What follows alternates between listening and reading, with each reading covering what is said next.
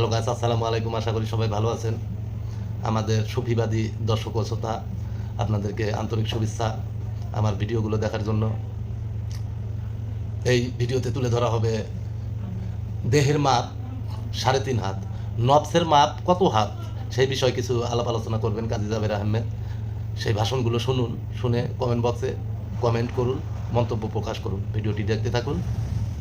আল্লাহ আমার মুরিদ মইরা গেছে, কবরটারে জান্নাতের বাগান বানাই দিও। খোলো আখি, খোলো আখি, আখি খুলে না। শোনো ময়না, ময়নায় শুনে না। আব্বা উঠো, আব্বায় উঠে না।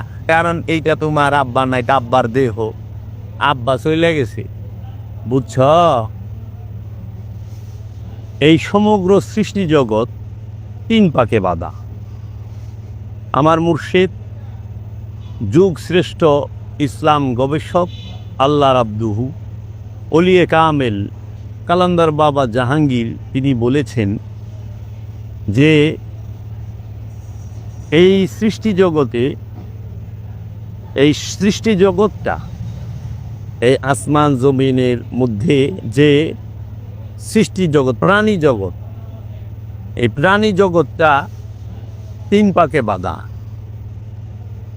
3টা পাকে বাঁধা। আর আমরা যে সঙ্গীত শুনি, আমরা শুনে আসছি পৃথিবীতে যে ভাষার যে দেশেরই সঙ্গীত গান, সেইটা 7 পাকে বাঁধা। আর এই প্রাণী জগৎ, এই সৃষ্টি জগৎটা 3 পাকে বাঁধা। জিন ইনসান এরা 3 পাকে বাঁধা। এক হলো রূহ, নফস, খান্নাস রূপে শয়তান।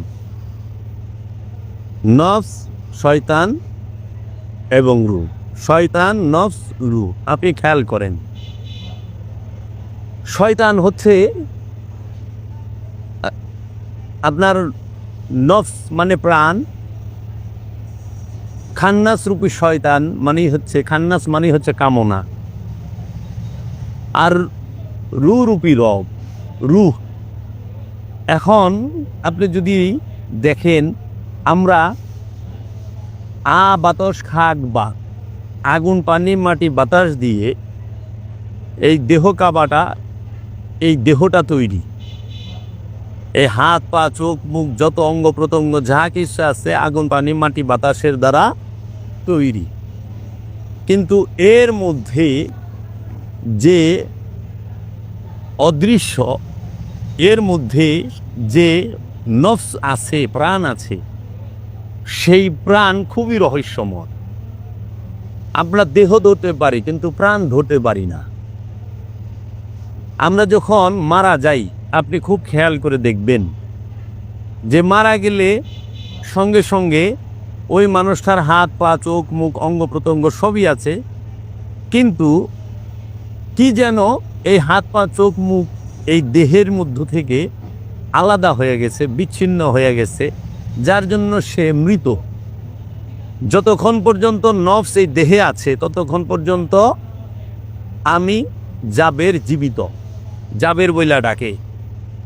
যখনই এই দেহ থেকে নফস আলাদা হয়ে যায়, তখন আর জাবের বইলা ডাকে না, তখন ডাকে জাবেরের লাশ বলে, যে জাবেরের লাশটা কোথায়, জাবের চলে গেছে। তে এখন সারা জীবন আমরা জানলাম দেহের মাপ 3.5 হাত। মানুষ যখন মারা যায়, লাশটাকে সমলি দিয়া সুতা দিয়া মাইপা নিয়া কবর খুঁড়তে যায়, একটা মাটির গর্ত খুঁড়ে যে মাইপা নিয়ে যায়, প্রত্যেকের দেহের মাপ তার হাতের 3.5 হাত। দেহের মাপ তো 3.5 হাত, কিন্তু যে এতকাল এই দেহের মাঝে বৈশা কথা বলল, কথা শুনলো, খাইলো, ঘুমাইলো, দিল নিল, যাই করলো, সেই নফস প্রাণ, সেই প্রাণের মাপ কয় হাত। দেহের মাপ তো 3.5 হাত পেলাম, প্রাণের মাপ আজ পর্যন্ত আমরা কেউই পাইলাম না। তাই দেহের আকার আছে প্রাণের, কিন্তু নফসের কিন্তু আকার নাই। দেহের আকার 3.5 হাত, নফসের আকার কয় হাত। নফস মাপা যায় না, নফসের আকার নাই, নফস নিরাকার, নফস ধরা যায় না, ছোঁয়া যায় না। তাই সারা জীবন জানলাম আমরা আল্লাহ নিরাকার, এখন তো দেখি নফস তথা প্রাণও নিরাকার। এর জন্য এদের বড়ই রহস্যময় বিষয়। আল্লাহ রব্বুল আলামিন এই দেহের অঙ্গ প্রত্যঙ্গের উপরে নফসকে সেট করে দিয়েছে। তাই বলছে তুমি দেখতে শিখো, কুল হুয়াল্লাহু আহাদ, তুমি দেখতে শিখো সেই অখণ্ড দ্বিতীয় স্বয়ংভূ সত্তাকে, যাহাকে তোমার আষ্টে পৃষ্ঠে গিরায় গিরায় জোড়ায় জোড়ায় বেঁধে দেওয়া হয়েছে। সেই রহস্য আপনি যদি খেয়াল করেন, আপনি পাবেন নফস সে দেহ ছাড়া অদৃশ্য। দেহের বাইরে নফস অদৃশ্য, নফসকে দেখা যায় না, নফসকে ধরা যায় না, ছোঁয়া যায় না। নফসকে ধরতে চান, দেখতে চান, দেহ লাগবে। এর জন্য দেহ ছাড়া প্রাণের থাকার স্থান নাই। প্রাণের এই দেহ ছাড়া অন্য কোনো স্থানে থাকার স্থান নাই। তাই দেহের প্রাণের কবর, নফসের কবর হইল এই মাটি, আগুন পানি মাটি বাতাস দিয়ে তৈরি রক্ত মাংসের দেহ কবর।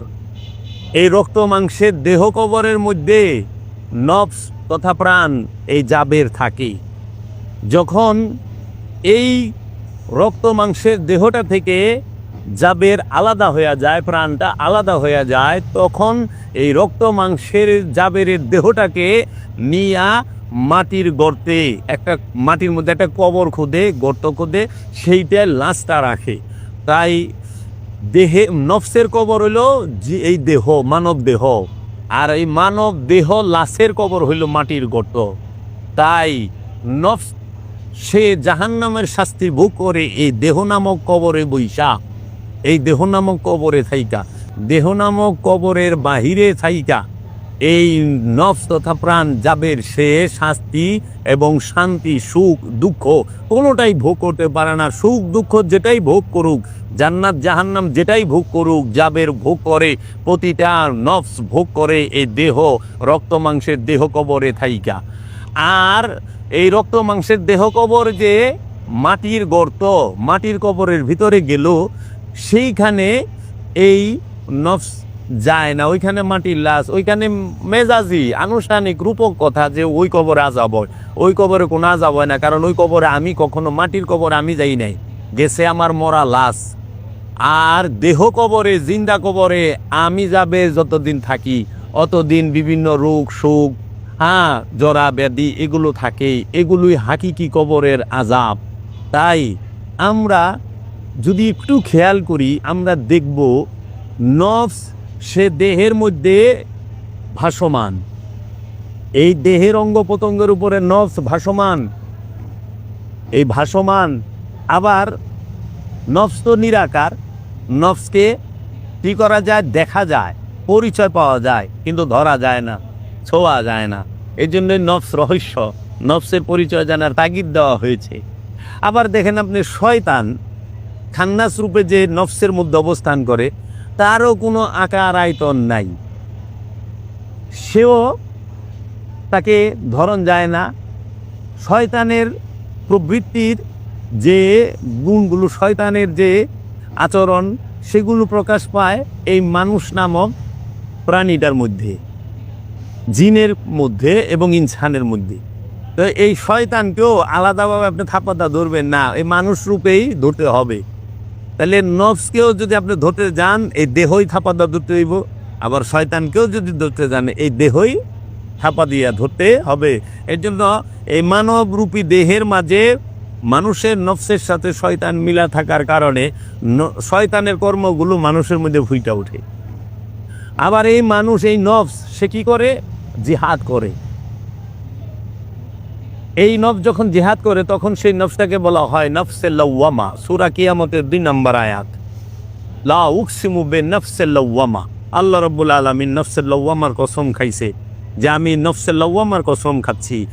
এই বিশ্ব ব্রহ্মাণ্ডের স্রষ্টা, সেই বিশ্ব ব্রহ্মাণ্ডের এত বড় বড় সৃষ্টি, সমগ্র সৃষ্টি বাদে সে আইসা কি করলো, এই 600 কোটি মানুষের নফসের মধ্যে একটা স্তর, যেটাকে নফসে লাওয়ামা বলা হয়, সেই নফসে লাওয়ামার কসম খাইল। কেন? সে সংগ্রামরত নফস, জিহাদরত নফস। তাহলে নফস জিহাদ করবে কার বিরুদ্ধে? নফস জিহাদ করবে খান্নাস রূপী শয়তানের বিরুদ্ধে, কামনার বিরুদ্ধে। নফস কি সে শহীদ হবে, না নফস শয়তানকে মুসলমান করবে? নফস কামনাকে মুসলমান করবে, খান্নাসকে মুসলমান করবে। আর নইলে খান্নাস রূপী শয়তানরে নফস জিহাদের মাধ্যমে, গুরুর ধ্যানের মাধ্যমে, আপন মুর্শিদের দায়েমি সলাতের মাধ্যমে, যে কোরআনে বলছে দায়েমি সলাতের কথা, সে দায়েমি সলাত করে, দায়েমি ইবাদত করে সে নফস থেকে খান্নাস রূপী শয়তানকে তাড়িয়ে দেবে। যখনই সে খান্নাস রূপী শয়তানকে দায়েমি সলাতের মাধ্যমে, দায়েমি হজ, কুরবানি, জাকাত, সিয়ামের মাধ্যমে তাড়িয়ে দিতে পারবে, সেই মুহূর্তেই এই পবিত্র নফসটা কি করে, তার নিকটে যে রূহ অপ্রকাশিত ছিল সেই রূহ প্রকাশ ঘটে। সাথে সাথে ওই নফসটি রুহের মধ্যে ঝাঁপ দেয়, রুহের মহা নূরের মাঝে, এই নূরের মহাসাগরের মধ্যে, যদিও বুঝার জন্য বলতাছি, মহানূরের মধ্যে এই ক্ষুদ্র নফস ঝাঁপ দেয়। ঝাঁপ দিয়া যখন দেখে, তাকায়, সে নফস আর নফসকে দেখতে পায় না, তখন সে তাকায় দেখে সর্বদিকেই রব বিদ্যমান এবং রব ভাসমান। তখন সে বইলা ভালায়, আনাল হক, আমি সত্য, লাইসাফি জুব্বাতি সেবা আল্লাহ তাআলা, এই জুব্বার ভিতরে যা আছে সম্পূর্ণই আল্লাহ রাব্বুল আলামিন। আনা সুবহানি মা আজা মুশানি, আমি সুবহান, সব শান আমার। তখন এই রূহ তার জবান দিয়ে, নফসের জবান দিয়ে রূহ বলে, বাসাকেলে শাইকে দিদাম মুস্তাফারা, না দিদাম মুস্তাফারা বলকে খোদারা, আমি আমার মুর্শিদের রূপে মুস্তফাকে দেখেছি, আমি মুস্তফাকে দেখি নাই, ওইটাই আল্লাহ ছিল, আমি আল্লাহকেই দেখেছি। তাই তো আল্লাহ বলছে, আইনামা তুয়াল্লু ফাসাম্মা ওয়াজহুল্লাহ, তুমি যেদিকে তাকাইবা আমি আল্লাহ ছাড়া দেখবা না। কখন? নফস যখন, প্রাণ যখন কামনা শূন্য হয়ে যায়, খান্নাস রূপী শয়তান মুক্ত হয়, তখন সে রুহের রবের মহান নূরের মাঝে ফানা এবং বাঁকা হয়ে যায়, তখন সে দেখতে পায়।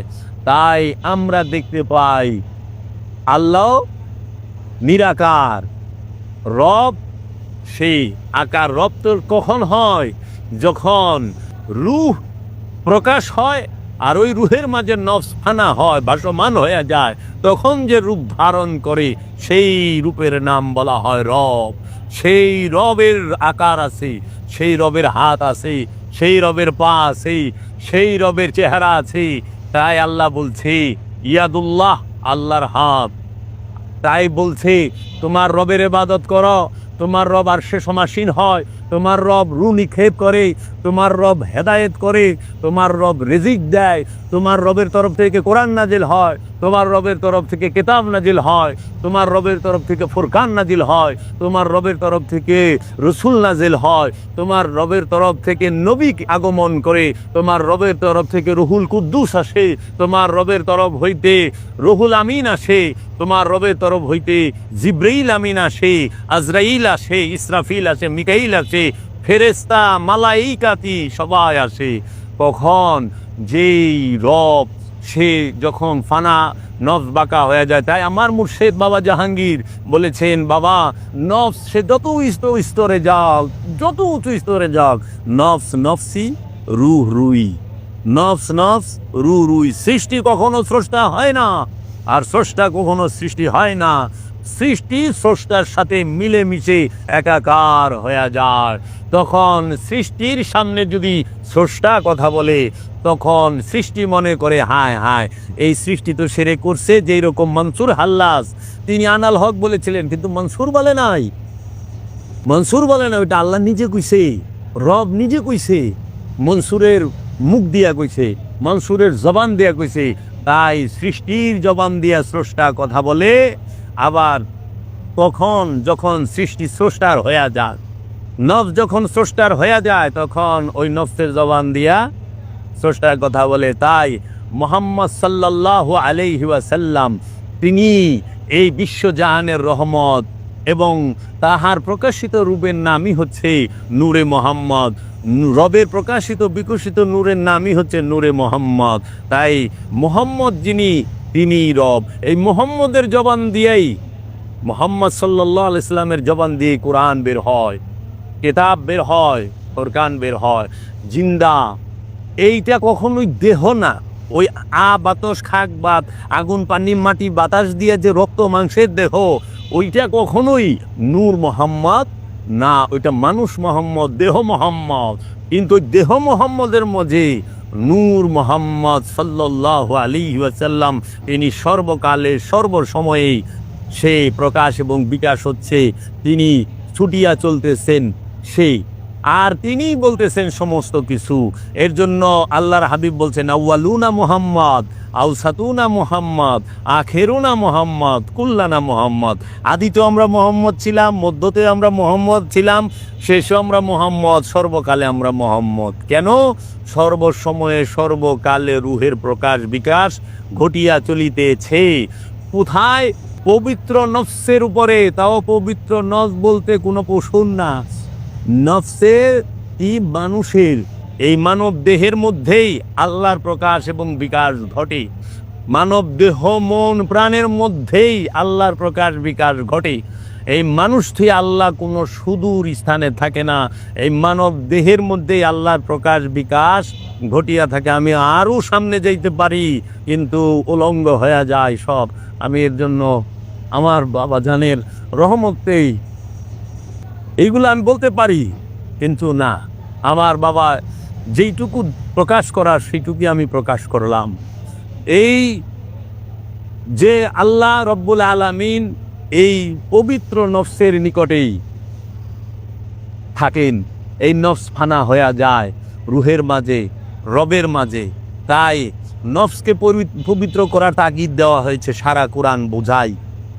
তাজকিয়াতুল নফস, তাজকিয়াতুল নফস, নফসকে পবিত্র করতে বলা হয়েছে, নফসকে জাকাত দিতে বলা হয়েছে, নফসের কুরবানি করতে বলা হয়েছে, নফসের পবিত্রতার জন্য নফসকে দায়েমি সালাত এই মুসল্লিকে করতে বলা হয়েছে। কারণ মুসল্লি সেই সালাত করবে, আর নফসি মুসল্লি হয়, দেহ মুসল্লি হয় না। তাই আমার সালাতের চিহ্ন দেহে ফুইটা উঠে না, সালাতের চিহ্ন ফুইটা উঠে কোথায়? চেহারায়। চেহারা কি?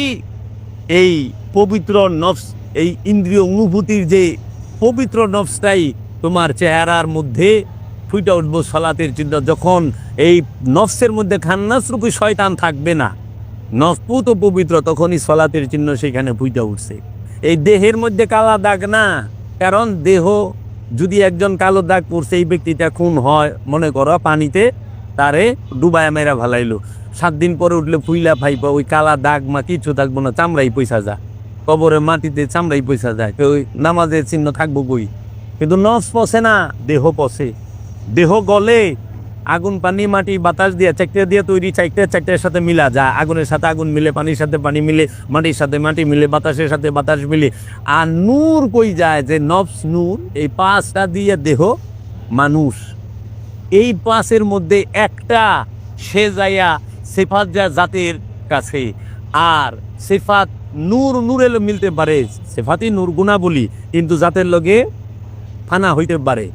কিন্তু এই যে দেহ রক্ত মাংস, এইটা কখনো ফানা হইতে পারে না। এর জন্য এই দেহ কাবার উপরে নফস সেট হইয়া রইছে। তোমরা দেখো আল্লাহ কুরআনে কইছে, তোমরা কুরবানির পশুর রক্ত মাংস কোনো কিছু আল্লাহর দরবারে কবুল হয় না, কবুল হয় তোমার মনের তাকওয়া। দেখছ? কারণ তাকওয়া বায়বীয়, অদৃশ্য। তাকওয়া সে নিরাকার, এটা পবিত্র, কিন্তু দেহ সে নিরাকার না। এর জন্য আল্লাহর দরবারে দেহকে গ্রহণ করে না, আল্লাহর দরবারে গ্রহণ করে কাকে? নফসকে। পবিত্র নফসটা যে দেহে অবস্থান করে, ওই দেহটার আমরা দেহ মুবারক কই, লাশ মুবারক কই। আবার পবিত্র নফস যে রুহের মাঝে ফানা হইয়া রয়েছে, এই নফস এবং রুহ, রব এবং নফস যে মিলেমিশে একাকার হইয়া রয়েছে, এই অবস্থায় এই দেহের মধ্যে অবস্থান করলে তখন ওই দেহটাকে বলা হয় মুবারক। আর ওই দেহটারই একটা মাজার হয়, স্মৃতিচিহ্ন হিসাবে বাধাই করে রাখা হয় যে এই যে মাজারটা, এখানে যে দেহটা আছে, এই দেহটা একটা পবিত্র নফসের দেহ। এই দেহটা একটি পবিত্র নফস এবং রূপী রবের প্রকাশ বিকাশ স্থলের একটি দেহ। এই দেহটাকে যত্ন কইরা সম্মান কইরা রাখে। তাই আল্লাহর অলিদের এখানে যায়। আল্লাহর অলিরা মরে না কেমনে? এই দেহ দিয়ে আল্লাহর অলি না। যখন একটা নফস পবিত্র হইয়া রবের মধ্যে ফানা হইয়া যায়, বাঁকা হইয়া যায়, মিলামিশা একাকার হয়ে যায়, তখন আর ওই নফসের মরণ নাই, ওই নফসের কোনো মরণ নাই। বালা হিয়া বরণ তারা জীবিত। এটা কি, সে কি জীবিত? এই দেহ না, দেহ জীবিত না, দেহ ছাইরা দিছে, দেহ ইন্তেকাল করছে, দেহ মারা গেছে, কিন্তু তাদের নফস মরে নাই, তাদের নফস জিন্দা, রবের মধ্যে ফানা বাঁকা হইয়া রয়ে গেছেন। তারা সর্বসময় আছেন, সর্বসময় যে কোনো স্থানে যে কোনো রূপে উপস্থিত হইতে পারেন, দেহ উপস্থিত হয় না। তাই আপনি যখন দেহ দিয়া মুহাম্মদ সাল্লাল্লাহু আলাইহি সাল্লামকে বিচার করবেন, হিসাব করবেন, আপনি দেহ দিয়া মুহাম্মদ সাল্লাল্লাহু আলাইহি সাল্লামকে আপনি মানতে যাবেন, তখনই আপনার মধ্যে কন্ট্রাডিকশন হবে। এই জন্য ওয়াহাবিরা মুহাম্মদ সাল্লাল্লাহু আলাইহি সাল্লামের মধ্যে মাটি দেখে, শয়তান আদমের মধ্যে মাটি দেখে। কারণ শয়তান মনে করছে দেহটাই আদম, কিন্তু দেহটা আদম না, দেহটা হলো আদমের দেহ, আদমের পোশাক, আদমের পোশাক, কিন্তু আদম না। আদম কি? আদম হইল পবিত্র নফসের উপরে যে রূপী রব, সে যখন মিলামিশা একাকার হইয়া রয়েছে তাকে বলা হয় আদম। এর লেগা শয়তান তার তো অন্তর্চক্ষু খোলা না, এর লেগা হ্যাঁ আদম দেখে না, আদমের মধ্যে রবকে দেখে না, দেখে কি? মাটি। যারা রাসূল সাল্লাল্লাহু আলাইহি সাল্লামকে মাটি বলেন, আরে আপনি নফস, আপনি নিজেই তো মাটি না, আপনার দেহটা মাটি, আপনি নিজে তো, তাহলে মরে গেলে মানুষের দেহ থেকে কি আলাদা হয়? আবার আপনারা কোন কবরে ঢুকাইলে তারা যোগ করব। এর জন্য আমরা বলবো যে আগে জানেন, দেখেন, রহস্যময় তিনটা জিনিস। কি?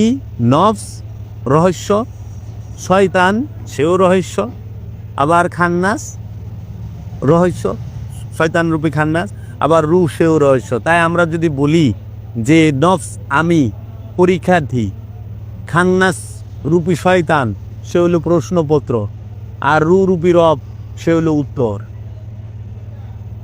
পরীক্ষার্থী নফস সে যখন প্রশ্ন পায়, উত্তর দিয়া সে যখন পরীক্ষাগারে যায়, পরীক্ষায় উত্তীর্ণ হইলে, পরীক্ষায় যদি সব বলতে পারে, সব করতে পারে, যায় উত্তর পাওয়া যায় রবেরই। এর জন্য আপনি শয়তানকে অবজ্ঞা কইরেন না, শয়তানকে কি করেন না? তুচ্ছ পাইবেন না, সে খুব শক্তি লইয়া থাকে। শয়তান কতখানি শক্তিধর আপনি বাজারে, ঘাটে, মাহফিলে কোনোখানে বুঝতে পারবেন না। স্কুল, কলেজ, ইউনিভার্সিটি, বিশ্ববিদ্যালয়, কোনোখানে শয়তান কতখানি ক্ষমতা নিয়ে থাকে, কতখানি ক্ষমতা দরকার না শয়তান, আপনি বুঝবেন না। কোরআন তেলাওয়াতের সময় বুঝবেন না, হাদিস পড়তে সময় বুঝবেন না, আপনি নামাজ, যে 5 ওয়াক্ত নামাজ পড়তেছেন মসজিদে যায়, বুঝবেন না। আপনি শয়তান কতখানি ক্ষমতাধর সেইটা যদি বুঝতে চান, তখন আপনি বুঝতে পারবেন একটি স্থানে গেলে। সেই স্থানটির নাম হইল, যখন আপনি আদমরূপী কোনো মহামানবের, আল্লাহর রসুলের চেহারা মুবারকের ধ্যান করতে যাবেন, তখন দেখবেন শয়তান কতখানি শক্তিশালী। এই শয়তান আপনাকে রসুলের চেহারা মুবারকের ধ্যান করতে দেবে না, আদমের চেহারার ধ্যান করতে দেবে না। কারণ আদমের চেহারাই আল্লাহর চেহারা, রসুলের চেহারাই আল্লাহর চেহারা। আদমের জবানই আল্লাহর জবান, রসুলের জবানই আল্লাহর জবান। রসুলের দৃষ্টি আল্লাহর দৃষ্টি, আদমের দৃষ্টি আল্লাহর দৃষ্টি, আদমের হাত আল্লাহর হাত। এর জন্য শয়তান চিনতে চান, শয়তান বুঝতে চান, তাহলে আপনার কি করতে হবে জানেন? শয়তান চিনতে চাইলে, শয়তান বুঝতে চাইলে আপনাকে আদমের ধ্যানে বসতে হবে। এই আদমের ধ্যানকেই বলা হয় মুরাকাবা, মুশাহেদা, দাইমি সালাত। কোরআনে সূরা মারিজে 23 নম্বর আয়াতে বলতেছে, আল্লাযীনা হুম আলা সলাতিহিম দাইমুন, যাহারা দাইমি সালাতে দণ্ডায়মান তাহারাই মুসল্লি। এর জন্য আপনারা রসুলের চেহারা মুবারকের ধ্যান করেন, কামেল অলির হাতে বায়াত হন, হয়ে কামেল অলির ধ্যান করেন, নফস থেকে খান্নাস রূপী শয়তানকে মুসলমান করেন, অথবা মুক্ত করেন, অথবা তাড়িয়ে দেন। তাহলে আপনারা দেখবেন যে সত্য কত সুন্দর, সত্য কত সাবলীল। তাই মুখের কথা দিয়ে শয়তান চিনন যায় না, লেবাস দিয়ে শয়তান চিনন যায় না। শয়তান চিনন যায় আদমের গোলামি করলে। শয়তান সব করব, খালি শয়তান আদম রে সেজদা দিব না। আদমকে সেজদা দেওয়া শয়তানের দৃষ্টিতে সবচেয়ে পাপের কাম, শিরক বেদাত নাজায়েজ। এজন্য আপনারা আদমকে সেজদা দিলে যখনই দেখবেন যে বাধা দিচ্ছে, যে ফতোয়া দিচ্ছে, বুঝবেন এইটাই জিন্দা তাজা টাটকা শয়তান। এজন্য আদম ছাড়া উপায় নাই। আল্লাহ নূর নফসের মধ্যে প্রকাশ বিকাশ ঘটাইতে গেলে, নফসকে আল্লাহর মধ্যে ফানা করতে গেলে আপন অলিয়ে কামেলের কোনো বিকল্প নাই। আপনারা পীর ধরেন, গুরু ধরেন, মুর্শিদ ধরেন, রসুলের কাছে বায়াত হন, হইয়া মুরাকাবা মুশাহেদা করে খান্নাসরূপী শয়তান মুক্ত হয়ে আপনারা কি করেন? মুক্তি নেন। কিসে থেকে?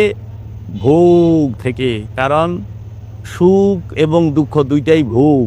ভোগের মাঝে মুক্তি নাই, মুক্তির মাঝে ভোগ নাই। এর জন্য আপনি মুক্তি নেবেন কি থেকে? খান্নাসরূপী শয়তান থেকে। খান্নাসরূপী শয়তান ছাড়া অন্য কোনো স্থান থেকে আপনাকে মুক্তি নেবার কথা বলা হয় নাই। এর জন্য মুক্তি নেবেন খান্নাসরূপী শয়তান হইতে। ভোগের ঊর্ধ্বে মুক্তি, জান্নাতের ঊর্ধ্বে মুক্তি, জাহান্নামের ঊর্ধ্বে মুক্তি। এর জন্য জান্নাত জাহান্নাম দুইটাই ভোগ। ভোগের মাঝে মুক্তি নাই, মুক্তির মাঝে ভোগ নাই।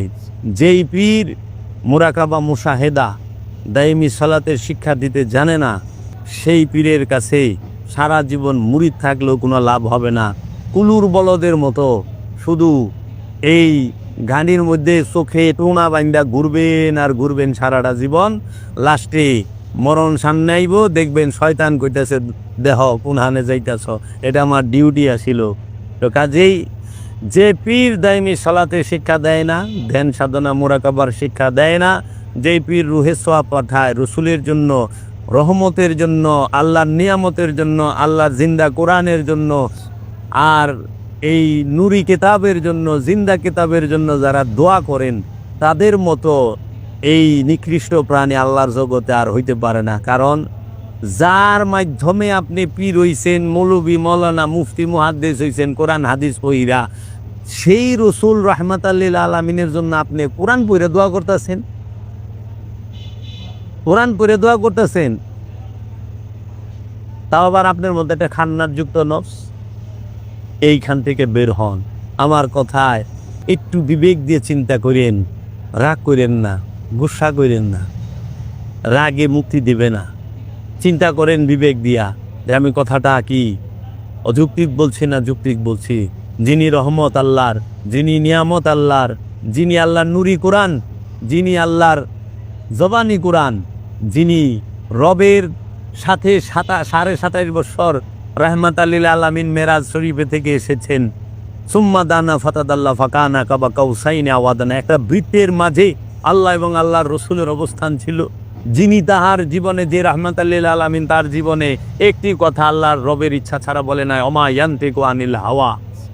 যেই আল্লাহর রসুল তিনি নিজে কাউসার প্রাপ্ত, তিনি কি আল্লাহ রাব্বুল আলামিন ইন্না আতাইনাকাল কাউসার, কাউসার দান করেছেন, যাকে আল্লাহ বলছে ইয়াসিন, যাকে আল্লাহ বলছেন ইয়া আইয়ুহাল মুজাম্মিল, যাকে আল্লাহ বলছেন ইয়া আইয়ুহাল মুদাসসির। সেই রাহমাতাল লিল আলামিন যিনি নূরে মুজাসসাম সিরাজাম মুনীরা, সেই নূরে মুজাসসামের জন্য আপনার মতো একজন বেতনভুক্ত মানুষ, আপনার মতন একজন খান্নাত যুক্ত মানুষ, আপনার মতো একজন বেমারি মানুষ, রোগগ্রস্ত তাবান, আপনি সেই তাবান লোক, আরবিতে তাবান কয়, বাংলায় বেমার, এই তাবান আপনাদের ফেসাদের মধ্যে রয়েছেন। আপনারা আল্লাহ রসুলের স্বপাঠান, আল্লাহ রসুলের রুহে স্বপাঠান। রু আল্লাহ, এই রু যখন প্রকাশ হয় তখনই রসুল। সেই রসুলের জন্য আপনি কি করতেছেন? সওয়াব নজর কোটি কোটি গুণ বাড়ায়া আল্লাহ রেদা পাঠাইতেছেন। এর থেকে বোকামি আর গাছে ধরতে পারে না। রুহের মাগফিরাত কামনা করেন, সব জায়গায় লেখেন অমুকের মৃত্যুবার্ষিকী, আজকে তার রুহের মাগফিরাত কামনা করি। এটা ভুল, এটা সূক্ষ্ম চক্রান্ত, এটা মিথ্যা বানোয়াট, কোরআন দর্শন বিরোধী কুফুরি আকীদা। আপনার রুহের 5 ভাগ করা এটা কোরআন দর্শন বিরোধী। আপনারা এখান থেকে বিরত হন। বড় বড় পীর হইছেন, এখন পর্যন্ত রুহের সন্ধানই পান নাই, জীবনে কোনো দিন 2-4-5 বছরের একটানা মুরাকাবা মুশাহেদা করলেন না, 4 মাসের একটা সাধনা করেন নাই, 1 বছরের একটা মুরাকাবা করেন নাই, কিছু মারফতি কথা মুখস্থ কইরা, কিছু গান বাজনা মুখস্থ কইরা, কিছু কইরা আপনি বই কিতাব পইরা আপনারা আলেম হয়ে গেলেন, আপনারা পীর হয়ে গেলেন।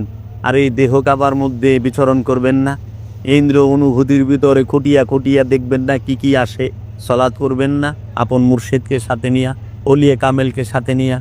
দেখেন তো আগের দিনে যারা মুজেজা কারামত ওলি আল্লাহরা দেখাইছে সবাই গুরুর ধ্যান করছে, পীরের ধ্যান করছে।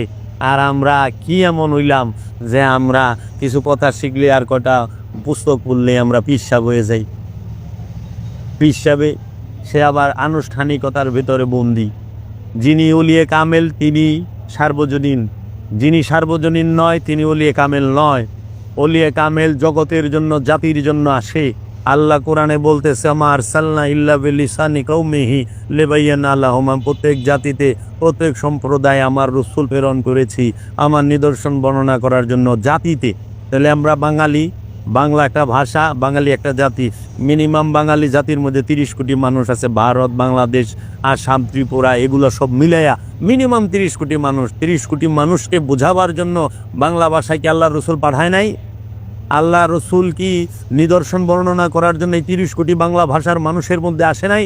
তাহলে সেই রসুলকে, সেই রসুল কৌ, সেই রসুলের ভাষা কি? কারণ প্রত্যেক জাতিতে প্রত্যেক ভাষায় আল্লাহ রসুল পাঠাইছে। তো অখণ্ড ভারতে এদিনকে থেকে বাঙালি আইছে নাকি?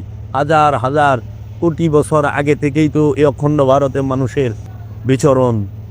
তাহলে এই অখণ্ড ভারতের মধ্যে কি কোনো রসুল আসে নাই? আসছে তো। তাহলে আল্লাহর কোরআনের এই এতটি আয়াত, প্রায় 25-এর উপরে আয়াত আছে যে প্রত্যেক জাতিতে প্রত্যেক ভাষায় আমি রসুল পাঠাইছি, যেই পর্যন্ত আমি রসুল না পাঠাই ওই পর্যন্ত আমি শাস্তি দেব না। আবার আল্লাহ সূরা বনী ইসরাইলের 71 নম্বর আয়াতে কইছে, আমি কিয়ামত দিবসে প্রত্যেক নফসকে তার ইমাম সহ ডাকবো। তা আমার ইমাম কে? সেই ইমাম কি রসুল নামক ইমাম নাকি মসজিদের ইমাম? মসজিদের ইমাম সে তো কতটি হয়, কোন জায়গার ইমাম ঠাই ঠিকানাই জানি না। আবার ইমাম সাহেব আমার আগে মরে গেছে, তো এই ইমাম সাহেব আমি কি করছি হ্যাঁ কেমনে কইব? এই রসুল নামক ইমাম, রসুলকে ইমাম বলা হয়। এই রসুল সহ প্রতিটা ব্যক্তিকে কিয়ামতের দিন ডাকা হবে। তো সেই রসুল চিনবেন না? আর এখন এই পীর সাহেবেরা রসুলের লেগে দোয়া করে, কোন নিজেই বুঝতে পারে না এই দর্শন, কি কইবেন? এর জন্য আসলেরই নকল হয়, নকলের কোনো দিন নকল হয় না। তাই ওলিয়ে কামেল আছে বিদায় ভণ্ড পীরও আছে। ওলিয়ে কামেল অবশ্যই আছে, তাই ভণ্ডরা অলি সাজে, পীর সাজে, সব খাইবার চায়। হ্যাঁ, তো কাজেই আমরা যেন এই খপ্পরে না পড়ি। তাই আমার বাবা জাহাঙ্গীর বলছেন, পাগলা কুত্তা আর ভণ্ড পীর এই দুইটার পাল্লায় যে পড়ছে হের জীবন শেষ। পাগলা কুত্তায় কামড় দিলেও বাঁচন মুশকিল, 14টা ইঞ্জেকশন করেও বাঁচন যায় না। আর ভণ্ড পীর যদি লাগুর পায় সে তো হ্যাঁ সারা জীবনের লেগে পায়ে বইছে। আর আমরাও ঠেটা ঠেটা গৌরের গৌরে আমরা মনে করি এই পীরই সব। কিন্তু আমার দয়াল বাবা জাহাঙ্গীর বলছেন, পীর বড় নয়, সত্য পাওয়া বড়। হে সাধক মুরিদ, আমি সত্য চাই, সাইনবোর্ড চাই না। পীর বড় নয়, সত্য পাওয়া বড়। হে সাধক মুরিদ, তুমি আমার কাছে আসো, মুরিদ হও। তুমি কি করো? আমার দেওয়া ওজিফাগুলো আয়ত্ত করো।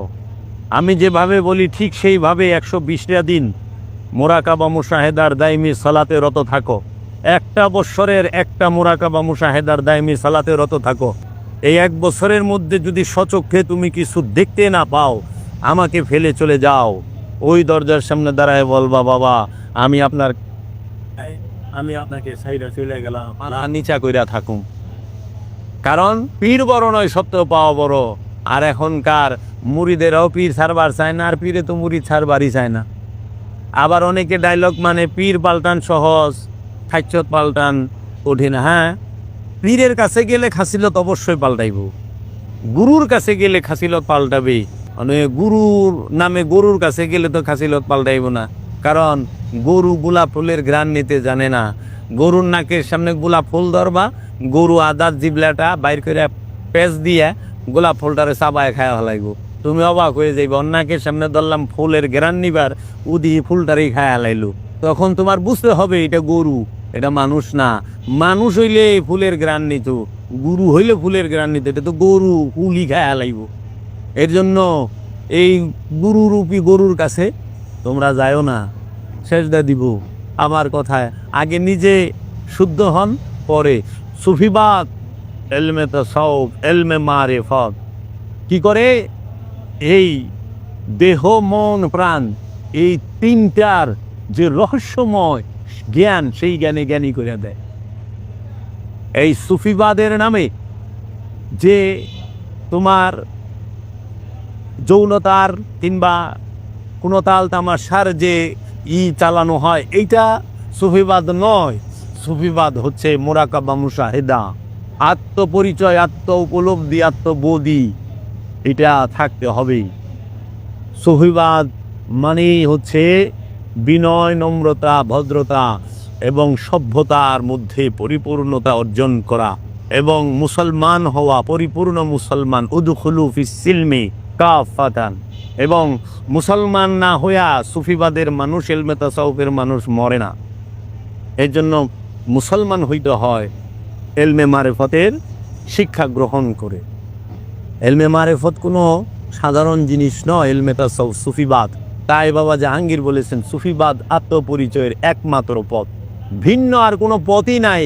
আত্মপরিচয়, নিজেকে জানার, নিজেকে চেনার, রবকে জানার।